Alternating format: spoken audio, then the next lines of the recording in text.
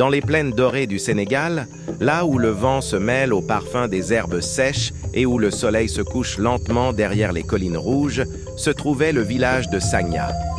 Au centre du village se dressait un baobab immense, nommé Ntamé, que les anciens appelaient le gardien du temps. On disait qu'il abritait les âmes des chefs passés et que les nuits de pleine lune, on pouvait entendre leurs murmures glisser entre les branches comme des prières portées par le vent. Sous cet arbre sacré vivait Aïssata, une jeune fille de 17 ans au regard profond et aux cheveux noués dans un foulard rouge. Sa mère était morte lorsqu'elle n'était qu'une enfant et son père, Bourama, un grand chasseur respecté, avait disparu depuis 3 saisons, avalé par la forêt des esprits. Depuis ce jour, chaque soir sans faute, Aïssata déposait une calebasse d'eau claire au pied du baobab, murmurant « Père, si ton âme veille encore, bois et protège-moi ». C'était son rituel, sa façon de parler à celui qu'elle ne voyait plus mais qu'elle sentait toujours près d'elle. Une nuit, alors que le vent s'épaississait et que le ciel s'assombrissait, un souffle étrange traversa le village. Le baobab gémit, longuement, comme un vieillard que l'on réveille. Aïssata, seule sur la place, sentit un frisson parcourir sa nuque. Soudain, une voix d'homme résonna doucement, portée par le vent. « Ne laisse pas le feu s'éteindre !» Elle sursauta, cherchant autour d'elle, mais il n'y avait personne. Le lendemain, avant même le lever du soleil, des cris éclatèrent. Un incendie avait ravagé une partie du village. Les cases, les greniers, même le champ de mil de sa voisine n'étaient plus que cendres.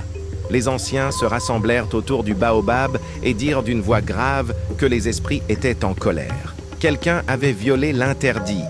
Nul ne devait jamais creuser la terre au pied de Ntamé. Aïssata resta silencieuse, mais au fond d'elle, elle savait.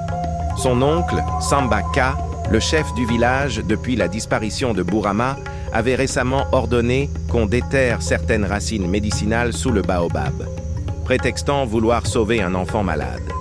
Mais les rumeurs disaient qu'il cherchait autre chose, l'or ancien des ancêtres, enfoui depuis des générations sous l'arbre sacré.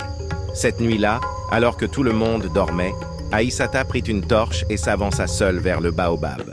Le ciel était clair, la lune pleine baignait le tronc dans une lumière argentée. Elle posa la main sur l'écorce rugueuse et murmura « Père, si tu m'entends, montre-moi la vérité. » À ses pieds, la terre semblait fraîchement remuée. Elle tomba à genoux et commença à creuser avec ses mains. Le sol était humide, presque vivant. Et soudain, ses doigts touchèrent un objet froid. Elle tira lentement et découvrit le collier de son père, ce talisman en dents de lion qu'il ne quittait jamais. Son cœur se serra. Elle comprit alors que son père n'avait pas disparu dans la forêt. Il était mort ici, au pied du baobab. Une ombre se dressa derrière elle. C'était Samba Ka. Son regard brillait dans la nuit, lourd de culpabilité et de peur. « Ce que tu cherches t'appartiendra quand tu comprendras », dit-il d'une voix rauque.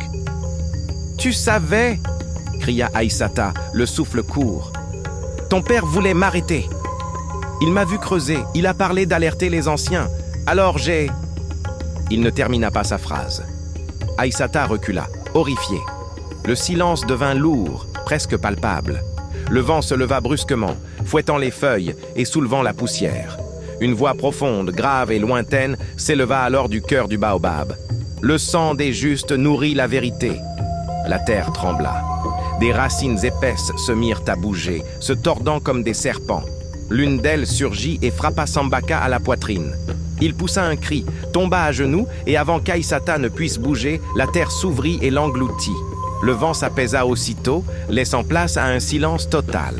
Aïssata tomba à genoux, serrant le collier contre son cœur, des larmes coulant sur ses joues.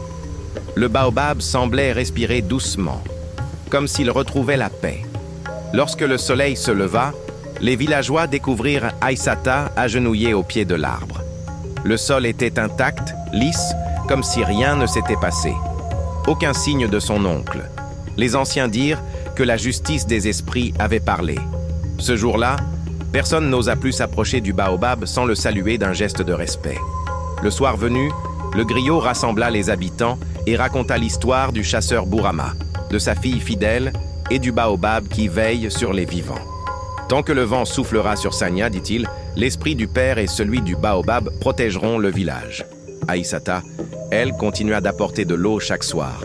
Mais désormais, quand le vent soufflait doucement à travers les branches, elle entendait une voix familière murmurer « Ma fille, le feu ne s'éteindra plus. » Et à ce moment-là, son cœur s'apaisait, comme si la vie et la mort n'étaient séparées que par un souffle. La nuit, quand les étoiles brillaient sur la savane, certains disaient voir 2 ombres au pied du baobab, celle d'une jeune fille et celle d'un homme tenant une lance. Ensemble, ils veillaient, silencieux, sur ceux qui dormaient. Depuis ce jour, plus personne n'osa mentir aux ancêtres ni trahir les traditions, car tous savaient que la terre du baobab n'était pas une terre ordinaire. Elle gardait les secrets, elle punissait les cœurs impurs et protégeait les justes. Le nom de Bourama devint un chant, celui d'Aïssata une prière. Et le village de Sanya, que le feu avait failli détruire, devint un lieu de respect et de mémoire. On y venait de loin pour écouter l'histoire de la fille qui avait réveillé les esprits. Certains disaient que si on collait son oreille contre le tronc du baobab, on pouvait encore entendre le battement d'un cœur. Était-ce celui de l'arbre, celui du chasseur, ou celui de l'amour éternel entre un père et sa fille? Nul ne le sut jamais, mais tous comprirent une chose. La vérité ne meurt jamais. Elle dort, elle attend, elle respire sous la terre jusqu'à ce qu'un cœur pur la libère.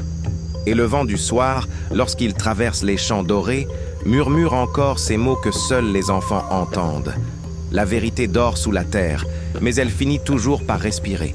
Celui qui trahit les ancêtres creuse sa propre tombe.